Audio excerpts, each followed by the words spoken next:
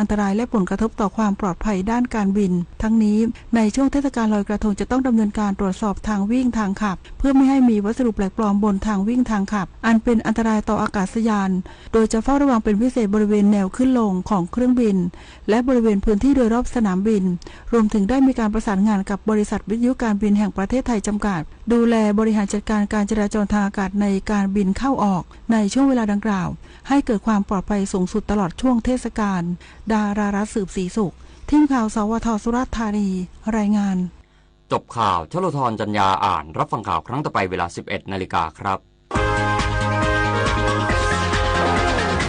ติดตามข่าวที่นำเสนอไปแล้วได้ที่ www.thainews.prd.go.th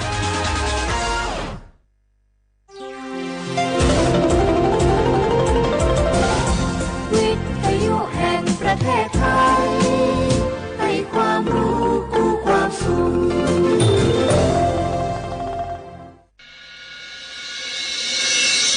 สถานีวิทยุกระจายเสียงแห่งประเทศไทยจังหวัดเชียงใหม่ AM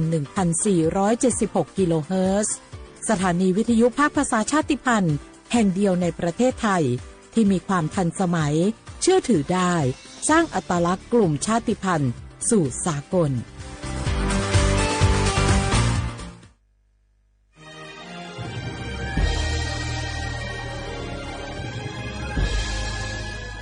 เกิดเป็นคนไทย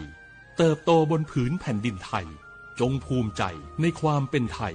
ชาติไทยเรานั้นนับเป็นชาติที่มีความเป็นมาเก่าแก่ยาวนานเรามีภาษา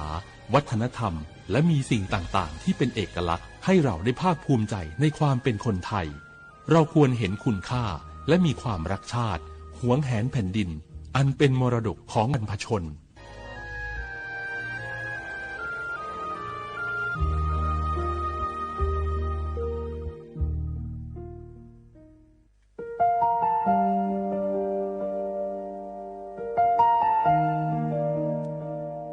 ขอน้อมเกล้าถวายอาลัย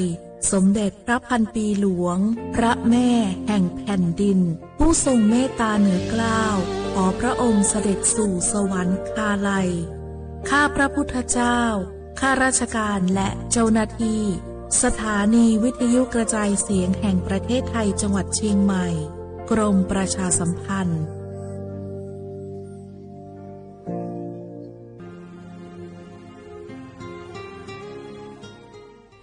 This is a moment of profound grief for the Kingdom of Thailand. We, the collective voices of Radio Thailand Chiang Mai, join the Thai nation in mourning the passing of our beloved Queen Martha, Her Majesty Queen Sirikit. Her life was a testament to the unwavering service, grace, and deep love for the Thai people. Our humble condolences and thoughts are with His Majesty the King, the royal family, and all the Thai people during this deeply sorrowful time. We will remember her forever.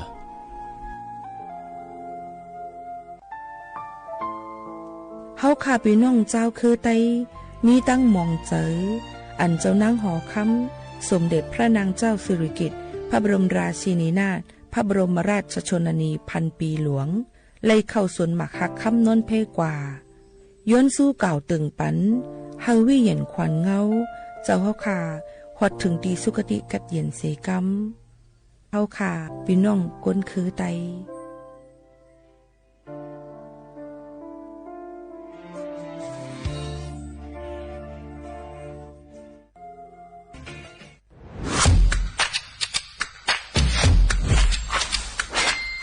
กลับมาแล้ววันนี้กับโครงการคนละครึ่ง plus รัฐออกครึ่งประชาชนออกครึ่งช่วยเศรษฐกิจไทยหมุนเวียนเติบโตถ้าเราช่วยกัน plus ต่อยอดให้เศรษฐกิจไทยเติบโตอย่างยั่งยืนด้วย5 plus plus ที่1เพิ่มช่วงอายุผู้เข้าร่วมโครงการจาก18ปีเป็น16ปี plus ที่2เพิ่มวงเงินใช้จ่ายจาก150บาทเป็น200บาทเพิ่มพลังซื้อของประชาชนเพื่อกระตุ้นการหมุนเวียนในระบบเศรษฐกิจฐานรากลดภาระค่าครองชีพ plus ที่ 3 เพิ่มสิทธิพิเศษด้วยการดูแลผู้ที่อยู่ในระบบภาษีให้ได้รับสิทธิพิเศษมากขึ้นเพื่อสร้างแรงจูงใจให้ทุกคนร่วมอยู่ในระบบอย่างโปร่งใส plus ที่ 4 เพิ่มโอกาสให้นิติบุคคลขนาดเล็กเข้าร่วมได้ให้ธุรกิจเติบโตเป็นกำลังสำคัญของเศรษฐกิจไทย plus ที่ 5 เพิ่มทักษะใหม่เพื่อพัฒนาให้ร้านค้านำความรู้ใหม่ๆมาช่วยเพิ่มยอดขายลดต้นทุนเรียนรู้เติบโตและปรับตัวไปกับเทคโนโลยีใหม่เพื่อสร้างเศรษฐกิจที่แข็งแกร่งจากคนละครึ่งสู่คนละครึ่ง plus ไม่ว่าจะสั่งข้าวคนละจานชาเขียวคนละแก้วขนมเค้กคนละชิ้นหรือหลายๆชิ้นก็ใช้ส่วนลดได้ทันทีสูงสุดวันละ200 บาทแถมใช้กับฟู้ดเดลิเวอรี่ก็ยังได้สำหรับประชาชนไทยอายุ 16 ปีเป็นต้นไปสมัครรับสิทธิ์ผ่านแอปพลิเคชันเป๋าตังวันที่ 20-26 ตุลาคม 2568 สำหรับร้านค้าที่สนใจร่วมโครงการสมัครได้ผ่านแอปถุงเงินวันที่ 15 ตุลาคมถึง 19 ธันวาคม 2568 แล้วเตรียมพร้อมรับลูกค้าจากทั่วประเทศเพราะนี่คือโครงการที่คนไทยทุกคนช่วยกัน plus เพื่อให้เศรษฐกิจไทยโตไปพร้อมกันโครงการคนละครึ่ง plus ดำเนินการภายใต้เป้าหมายที่ชัดเจนของรัฐบาลในความต้องการกระตุ้นเศรษฐกิจลดภาระค่าครองชีพให้ประชาชนและยกระดับศักยภาพผู้ประกอบการไทยให้พร้อมในยุคดิจิทัลโดยยังคงยึดหลักความโปร่งใสตรวจสอบได้และป้องกันการใช้สิทธิที่ผิดวัตถุประสงค์คนละครึ่ง plus เพิ่มพลังเศรษฐกิจไทยพร้อมโตไปด้วยกัน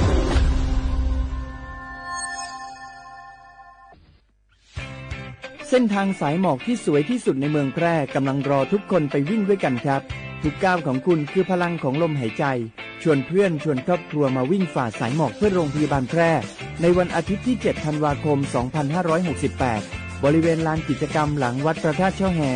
มาร่วมกันส่งต่อพลังแห่งความดีเพราะทุกก้าวของคุณช่วยต่อชีวิตให้กับผู้ป่วยในโรงพยาบาลแพร่สมัครได้เลยวันนี้แล้วไปวิ่งด้วยกันในวันอาทิตย์ที่ 7 ธันวาคม 2568 พบกันบริเวณลานกิจกรรมหลังวัดพระธาตุช่อแฮนะครับ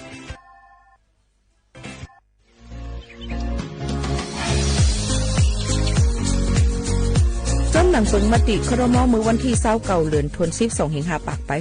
67ให้ฮิปเน็ตแกลิดปัญหาสถานะและสัญชาติคนอันอยู่ตั้งเมืองจึงไทยจอมมาตรา17นั่นตอนตาพี่น้องเฮาเขาอันเข้ามาอยู่ตั้งเมืองไทยหึงนั้นและมีไว้เข้าจอมเปิงเฮากว่ายืนย้อนสถานะต่างดาวของเมืองถูกแม่นจอมเปิงไล่ตอนตาลูกอ่อนอันเกิดตั้งเมืองจึงไทยมีอู่อำนั้นก็แม่มีไว้ทะเบียนประวัติบุคคลไม่มีสถานะทางทะเบียนอำนั้นไว้10 ปีถูกแม่นยาวในจึงเฮากว่ายืนย้อนสัญชาติไทยจอมหนังมาตรา7ทวิไล่พออยู่ตั้งกรุงเทพมหานครกว่ายืนไล่ที่สำนักบริหารการทะเบียนกรมการปกครองพออยู่ตั้งต่าง7วันในจึงกว่ายืนไล่จอมหนังวัดไว้อันเปิ้นออกปันเฮาขานั่นเข้าย้ำเหตุการณ์จอมหนังหลวงปองจึงต่อพอถึงวันที่29เดือน6 25ปากไป69ค่ะ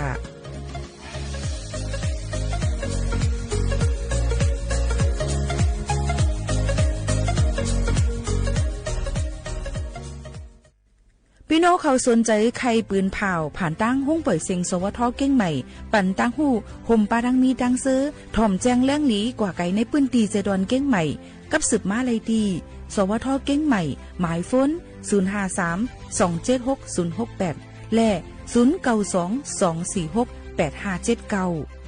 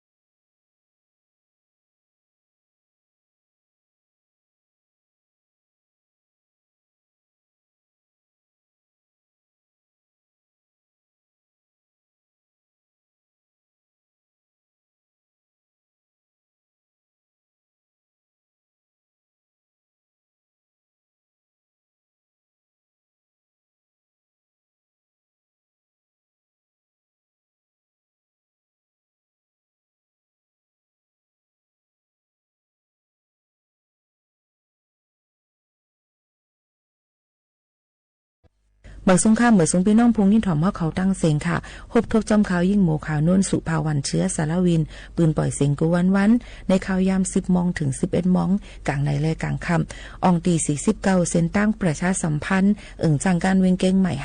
50100หมายโฟนกับสืบ0532766007พบทบจำกันในวันเมื่อในถึงมาวันอาทิตย์ที่2เดือนธันวาคม2แห่งปลาย25เป็นเดือน12หมาย12ค่ำอยู่เป็นอ้อยกออ้อยเสจำกันในวันอาทิตย์ในเกาะหรือเลยถ่อมป้ารังธรรมราฝากดอนยินจู้ถึงปอแม่พี่น้องเขาให้แลยินถ่อมจำกันอยู่อำห้างค่ะ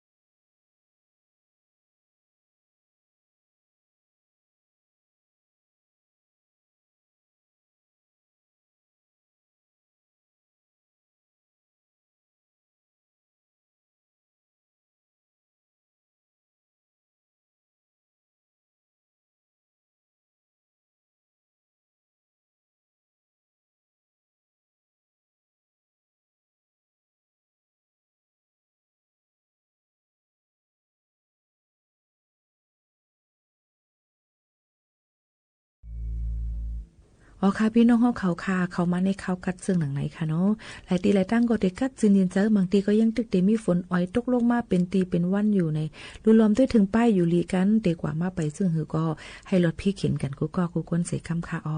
ลือฮือลือใจกันแท่งก่อนค่ะ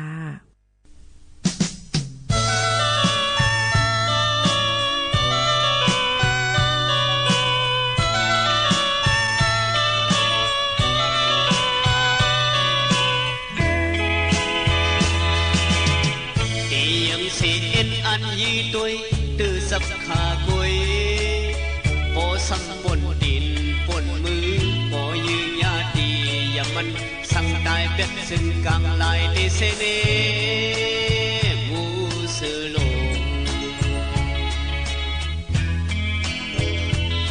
ý như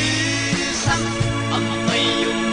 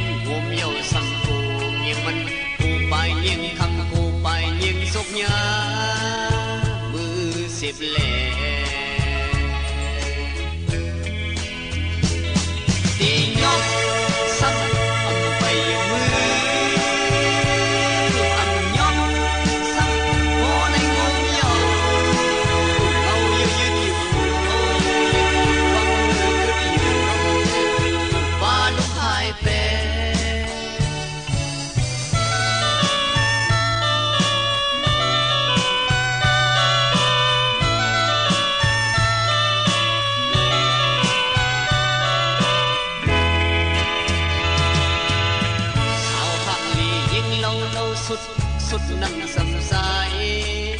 ในปล่อยลามลงปังขึ้นสเต็กเชียวลีบนซื้อเชียวอายขึ้นหอมถึงหูสายสุขสักสิ่ง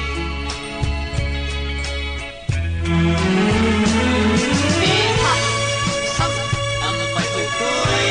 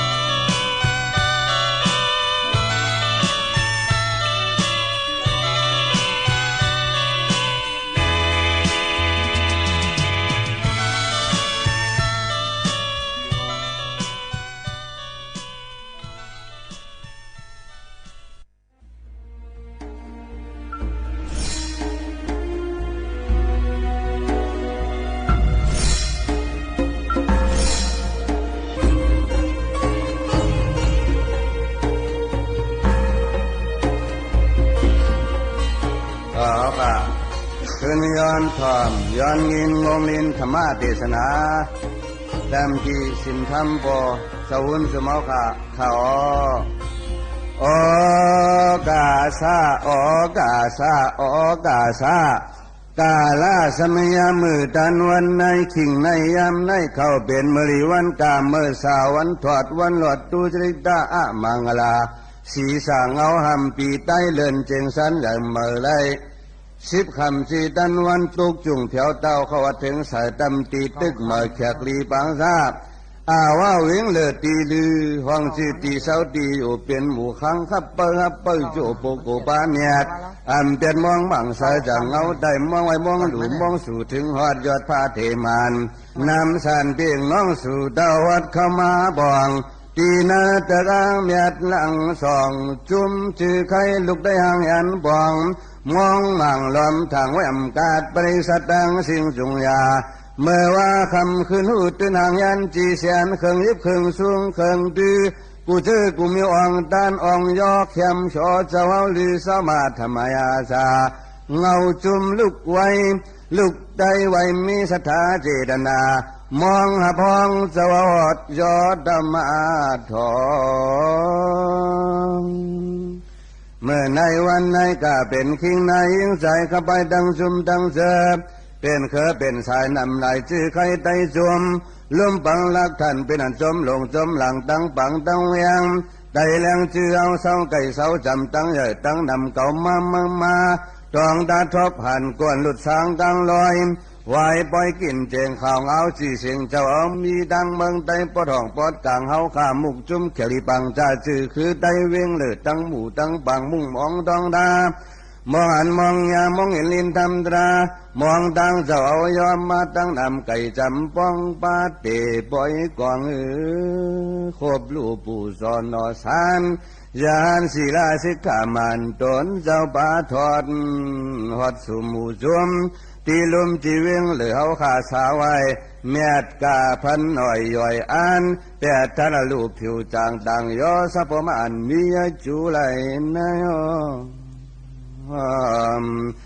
จางว่าพงยังแรงบึงเมืองพงเจ้าเป็นเจ้าเงาสาในนำเลยจะมีตราลอนแกนมอนเอาว่าจมตอนนี้หลงให้ลางตั้งบังตั้งซุมสู้ลุมอัมพัดอัมยันกันปองยันตันคืนวันเย็นปองเป็นปอยลำยามวันยำเนอสุกเสือปันปองลงยองลุมปองหายันปองยามวันเจ้าวัดตกดาวมาทองอย่าจะมาขัดสมวังหับลูฟิคุมยันสัมภายอดดันคันที่มันตรีจุมไตไว้มีห่างมีพางไผ่แรงแหงตื่นหูตื่นพร้อมเปียงกาดังบุกดังปางมีสบายอาสิขานให้จำนั่งเอาขาตั้งสิ่งจุ่มหูเศร้าอยู่เป้าทากามกะพงยาเสมอเจอพ้องมือเจ้าหลีกชอท้อมอย่างอมอย่างสีตาเนียมูจีทุ่งเมาปอดห้องเพียวปองจีล้านหันเปียงวิ่งเมียซื้อขานนับอ่านน้ำคำจีไอไตอยู่เพียวสู่ทุ่งตั้งเมืองเมียสวยหลีกุ้มจีนาการศาสนาเมืองมาหางสามมังซื้อตกจือขับไปปางสายอดปองปอดห้องขลังจุมูเจเจ้าเย็นเงมีตราสับพอปอนหอคอกาธากูวันคำขึ้นหูตื่นเจ้ามีกรุณาเพียววัดถึงกูหลายวัดหลายจอมต้องเมื่อวันในถึงวัดมานาลินปิงยิงหอดปอที่ดัดทองเตอานอดเมื่อชีโกเมียดดอสัมบุกเทมีไว้หึงยืนขึ้นปองมาลือกึดย่างทางเสาขึ้นหอดมาลือกึดย่างทางเสาเฮาผิดบางไว้สาวันเปียงเพียงสี่เจียงอ่องอยู่สร้างมีเหตุมีหานหับห้องไว้จูอัดทูจองยันตาจอนยันปายานเจ้าเสือสานเมื่อในเอาขาดดังเสียงวันยาเที่ยวเสมาวัดดำดินเมื่อตอดคู่ผ้าสบายามีกงส่งหลังตั้งเสียงกุ้งในร่างเครื่องสามารป้องเสวยวิสาฐานะนายเขาตั้งบุกตั้งหมู่เสือผิวอสาและอยากกัดจ้างห่างเครื่องของหมอกฟุตออกเจรนาชัดถาปนตาปังเสาเงาขำจบดีที่เนื้อสักขอและงักจองบ่าขับไปห่างยันจีเซียนติโอตราธรรมเทศนาคำเจ้าเป็นเจ้าหุ่นจุมเฮาเลยย้อยขึ้นเงาจินจมส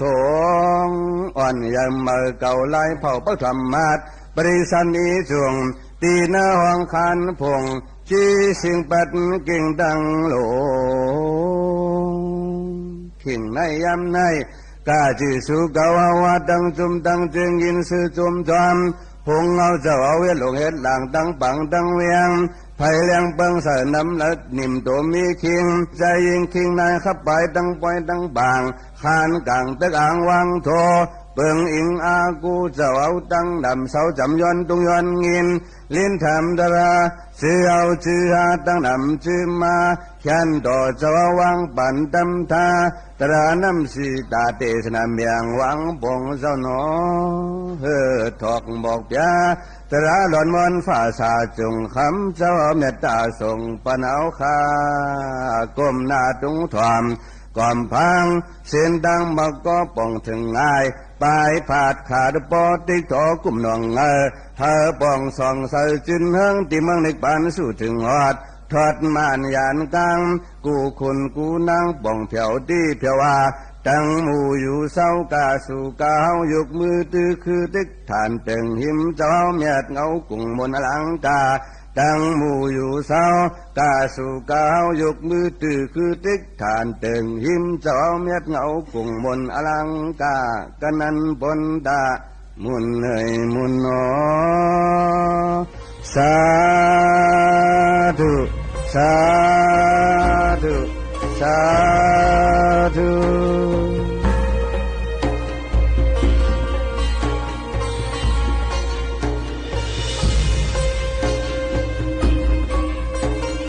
นะโมตัสสะภะคะวะโตอะระหะโตสัมมาสัมพุทธัสสะนะโมตัสสะภะคะวะโตอะระหะโตสัมมาสัมพุทธัสสะนะโมตัสสะภะคะวะโตอะระหะโตสัมมาสัมพุทธัสสะนะโมยมติงโหโกยัมพุงเฮาหมุนสูงคำบาราเจ้าเฮาอาระหัมตนเป็นล้านตาในตัดขาดปัดเปียกสียังกิริสายิงไปอาปากตัดขาดสิงเยานอสัมมาสัมพุทธะเจ้าตนหุบไหลสับปิงอยู่ใต้ยาน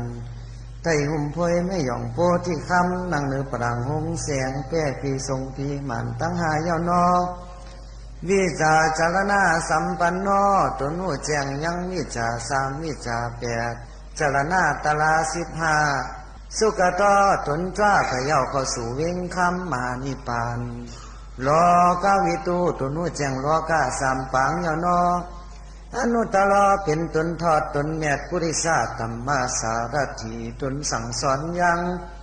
สัพพุริสาตังสิ่งเป็นในสารถีปิญญาขนาบยังมาไปตั้งนั้นเย้าสัทธาเทวมนุษานังตนเป็นสาสมาสั่งสอนผีสังสักกลย่อนอพุทธะตนหัวแจงยันยาสัจจาสีปามีทุกขาสัจจาสมุทัยสัจจานิโรธาสัจจาเมฆสัจจายานอภะคะวะตัวเนี่ยลองเอามา6 นิ้วเป็นผิวเป็นลำปุ่งออกโตคิงพระตัวเป็นเจ้าเปรวยาญาติเป็นตินัตติวาเปี่ยมมาผีสังสัตว์คนนอนกันตุ้งทำเอาข้อเสียงดินทำข้อหลีกำแนดอ่อนกันออกจากน้ำหมุนหนอข้าได้ดีสีแม่อ่อนกันแวเสียงเพศที่สลาเพียที่มรณะทุกข้าขันเจอสร้างและตั้งเสียงหรือหอติติงที่มานี่ปานาช้ำสาติกัดเย็นนันยาวห้างันว่าข้าววันตามนี่ก็น้อมไว้พระต่อเป็นเจ้าหมื่นสู่เส้นป่าห้างันว่าข้าววันตามนี่ก็น้อมไว้ตระต่อเจ้าสังฆาต่อเจ้าเจติต่อธาตุต่อมวยต่อสานต่อยุคทุต่อยุคฟ้าต่อพระเป็นเจ้าหมื่นสู่เส้นป่าปัจเจกาพุทธาหมื่นสู่เส้นป่าละหันตาเจ้าหมื่นสู่เส้นป่ามาสิวริตาเถนเจ้ามหาปกุตเถนเจ้าสีป้าไตยำเนาสีป้าเทวำตายเอากาตั้งลงตั้งหลายย้อนไว้ย้อนสาเจโตงาแสงงาคำพระเป็นเจ้ามีในเมืองตาวาติงสาเจโตงาแสงมีในเมืองสิริลังกาสิโหเจโตงาแสงมีในเมืองกันทาราธาเขสังถอยเจโตงาแสงมีในเมืองนากาเฮาเจ้าข้าย้อนปู่จอมูจาเสียงเสียงอยู่ปอเมสัตกาสิงตึงเมืองอาเวงาหรือมันตะเลปินน้องเมืองไตปัดปื้นตังเสียงในหอดตีเต็งขีมานี่ป่าหน้าช้ำสาติกัดที่เห็นกูก็กูคนกูขุนกูนางกูเจ้ากูปาสิกำเลตานอนี่ป่าหน้าปิสยอตุสาธุสาธุสาธุคำคืนยามดีมีมังคลาขึ้นในข้าตะเปพระเป็นเจ้าเจ้าศีลธรรมบุญจุ่มเมืองพง ย้อนไหวย้อนสาพระเมียดตะลาเมียดสังขาเมียดเจ้าสากูเจ้ากูป้าเจ้าปีเจ้าน้องทั้งเสียงอันเข้ามาในปังปล่อยตะลาปล่อยถอดปล่อยเมียดฉะนั้นขาตะเปย้อนนาควังพระตกเป็นเจ้าอีกกับตั้งเจ้าสากูเจ้ากูป้าตักมาปันโอวัตตาธาธรรมะเทศนาก็ตนอ่อนนิดหนึ่งเนปันวินิยาสตวาอุปาสกะอุปาสิกิตั้งเสียงปีศาสนาคำพระเป็นเจ้าเฮา2 เฮง 5 ปากไป44 ว่าปีไตเฮา2 เฮง 95เข้ามาในห้องต้องเดินเจงไม่จึงขึ้นมาเลยก็วันตันเจกเมื่อไหนเฮาเจ้าสินทำมุนจุมเมื่อว่าจังเจ้าหัดเผียวมาตีเมืองเวียงหรือมันตะเลตีในเมื่อไหนก็ยังเตะเศร้าเมตตาปันเด้งคืนหนึ่งอำจังให้จื้อมีปังปล่อยตะลาหลีตะลาเมียดตะลาเจ็ดตะลาจังเฮาหาสัตกามันเถิกเลยมาหบมายากันเถิกเลยเป็นสาตะเปเป็นปีเป็นน้องใส่จื้อหรือใครกันจังว่าเมื่อในวันไหนย้อนธรรมะตะลาเมียตตาลองจังตั้งกรรมที่ห่อเนี่ยปันสึกปืนวุถุจัตกาต้อย2 ต้อยเนี่ยปันพ่อแม่สัตกาเขาได้ป้อป่องเจียงแรงเจอตะลาตั้งแต่ออกว่าออกสามาเนี่ยก็เฮาก็เลยลืมเลยยั่งเลยเศร้าเฮาก็แหล่ฮอตะลากะตะลาจอดกวนกูเมืองตัวเต้ามาฮอดที่เวียงดือมันตะเลที่ไหนเมื่อไหนเนี่ยอ่างปอกขึ้นเมืองเนี่ยมันเป็นเมืองจังหวัดสะพอตะลาล้อกระถำ8 ป้าเนี่ยเฮาหาสัตกายังได้อยู่ในเกิดในเท่าในเจ็บในเป็นได้ตายในปุ่งผ้า31 โคงเนี่ยเฮาหาสัตกาติริยาเหมือนกันทั้งเสียงอันใครเป็นก็เลยเป็นกว่าอันใครลูกก็ลูกกว่าอันใครหันก็เลยหันกว่าเนี่ยลาพอยาสอนินตาประสังสาทุกข้าสุขาตั้งเสียงเนี่ยพระเป็นเจ้าเฮาล้านตาเขาเจ้ากุนสุขาวาตั้งเสียงก็หลอดไหลล้อกระทำ8 ป้าเฮาหาได้เกิดมาเป็นกุนมนมาเป็นหางยางดินกินข้าวสร้างมาในเมืองลอกะในกุศลเฮามีปรมีเฮานำยาวสังเจอว่าอาจองวันหลังห้อมเนตการตั้งนี้กุศลตาหน้ากุศลในคือสั่งหางปองศีลากุศลศีล5ศีล8ศีล10ในยิบมันปันแก่นเพราะในจึงลองการภาวนาจี้เพียนก็ในเฮ็ดไว้กุ่งยากวิยาตะลา10 ปามในสั่งไว้ในแต่แต่ได้เกิดมาเป็นคนเนี่ยมันหยาบมนุษย์ตุลาภรณ์วันนั้นเป็นคนเนี่ยมันหยาบแต่เอามีปรมีกุศลบุญหยากรรมน้ำ10,000 จักแสนปานจังกำทอเขาเกิดมาเป็นคนอาสาคนเฮาภาวะจัดอ่อนคนเฮานี่มันบ่หึงสังเก่าจ้าก็ไม่ว่าเมื่อจ้าก็ไม่ว่าอาสาอ่อนเฮาในอายุก็เต็มปากอาสาก็เต็มเหงปีเฮาหาสัตกาก็จะได้ตายเน่าเข้าดินสิ่งๆยาวฉะนั้นเฮาเกิดมาเป็นคนมาหบมายาศาสนาพระเป็นเจ้านี่กู้สู่เฮาดีปรมีเฮานำเฮาเลยเกิดหบมายาปอดีแม่ดีพี่น้องดีสาสมาสั่งสอนผู้จี้ลองป่องตั้งเข้าสู่วิ่งคำมณิปานนี่กู้สู่มีเอาจังว่าข้าจะอย่าไปลืมหังลืมตัวมันนั่งกำสั่งกำสอนพระเป็นเจ้าเฮาสั่งสอนไว้นานอัปปมาตะอย่าไปลืมหังลืมตัวอย่าไปไข้โขงเงินเงยอยู่จอมลูกจอมเมจอมเฮินจอมเยอยู่จมจอมอุกจากยตนาล้อผ้าตัว3 ม5มาหน้าติกที่วิจิกิสาอหิริกานอตปะภัย11 มุกลูกใหม่ในหมู่เจ้าเฮาหาสัตกะตั้งเสียงเฮาเลยเลือดไหลไหมไหลห้องไหลให้ไหลเป็นไหลตายในข้าวต่างอนามัตกะสัมสละนับไหลแข่มยาไหนเนี่ยเฮาดีสังเวยกาตาลา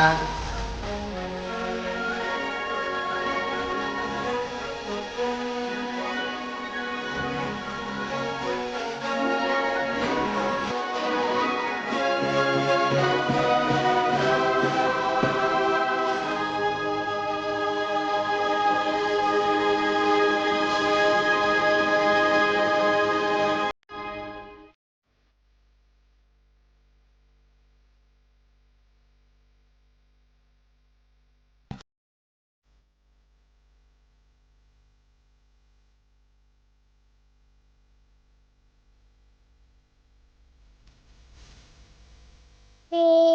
น้องเฮาเขาตึกถอมห้องปล่อยเสียงสวทเกียงใหม่ AM 1476 กิโลเฮิรตซ์ค่ะอย่าลืมปั่นแห้งค่ะนะ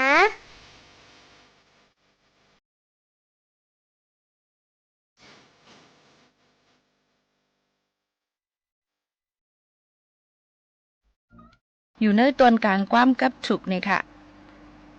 คำนำเฮอต้องตาว่าสั่งให้ต้องความคำนำใจใหญ่เฮอไปตั้งเกอหลีเกาะข่าวจากกา10 วันข่าวลีไปตั้นผักข่าวมึงไก่เลียบคึกอ่ำป้อลึกลงหลังข่าวมึงไก่เลียบเจอหันเกออ่ำกาหือ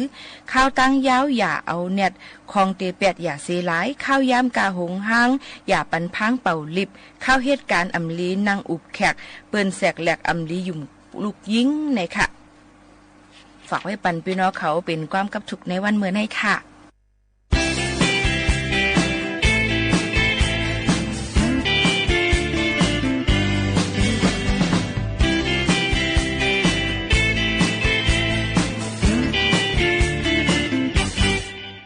มุนจัดก่อนอันไหลย้อนมา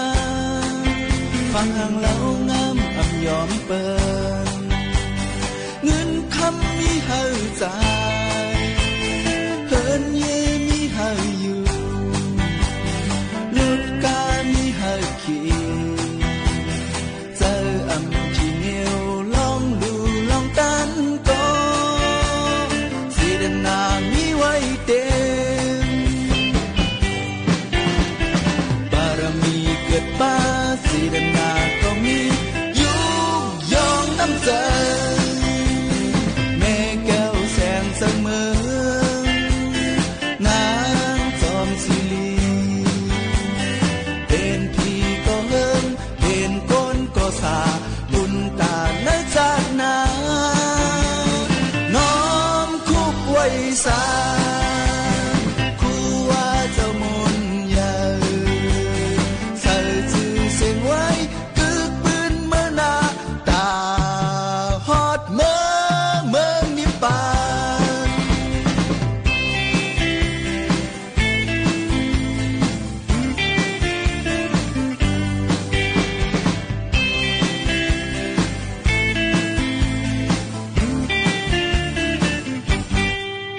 มุนจัดก่อนอันไหลย้อนมาฟังห่างแล้วงามอำยอมเปินเงินคำมีเฮาใจเฮินเยมีเฮาอยู่ลูกกามีเฮาขี่เจออำที่เหนียวลองดูลองตันก็สีดำนามีไว้เต็มบารมีเกิดป้าสีดำนาก็มียุกยองน้ำใจแม่แก้วแสงเสม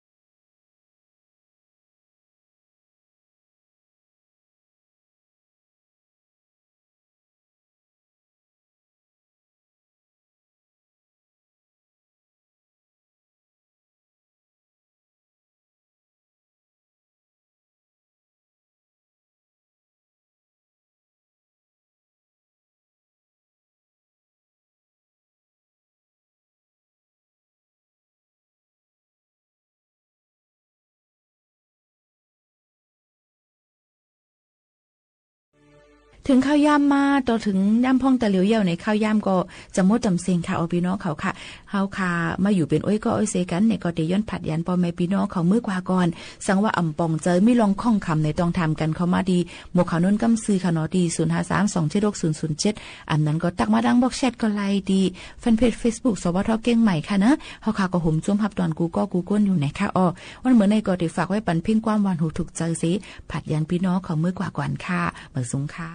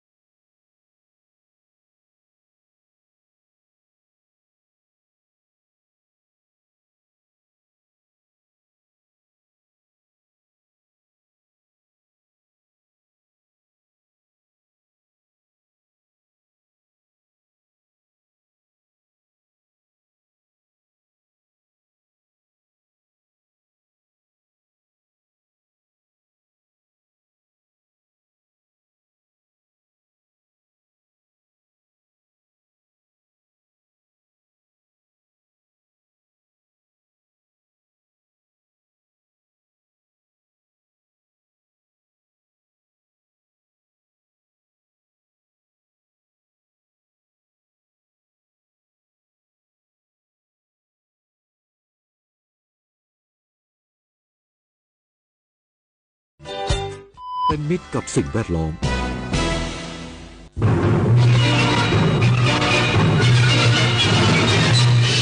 สถานีวิทยุกระจายเสียงแห่งประเทศไทยและเครือข่ายทั่วประเทศเสนอข่าวต้นชั่วโมงรู้เร็วรู้จริงเกาะติดทุกสถานการณ์